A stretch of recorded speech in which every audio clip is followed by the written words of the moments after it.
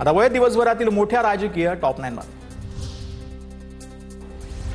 ठाकरेंच्या शिवसेनेचा सोमवारी मुंबईमध्ये निर्धार मिळावा। आदित्य ठाकरे मुंबईच्या मतदार यादीतील घोळ सादरीकरणाच्या माध्यमातून समोर आणणार। वरळी NSI डोम मध्ये संध्याकाळी 5 वाजता मेळावा। संकल्प विजयाचा, मुंबई जिंकण्याचा मेळाव्याच्या बॅनरवर उल्लेख। मेळाव्याचा ट्रेझर जारी। आदित्य ठाकरेंचं प्रेझेंटेशन केंद्र, राज्य सरकार आणि निवडणूक आयोगानं पाहावं। निवडणूक हायजॅक केल्या त्याचे पुरावे समोर आणले जाणार आहेत। मोर्चाबाबत काल राज ठाकरे आणि उद्धव ठाकरेंमध्ये चर्चा। संजय राऊतांची माहिती।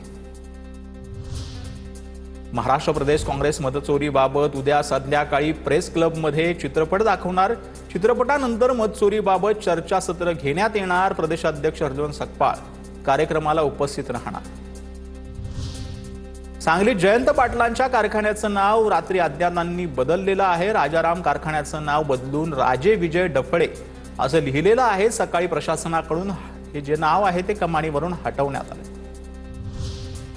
राजाराम बापू कारखान्याचं नाव बदललं, मी त्याच्या सोबत आहे। सत्तेचा वापर करून जयंत पाटलांनी कारखाना स्वतःच्या घशात घातला। पडळकरांची जयंत पाटलांवर टीका।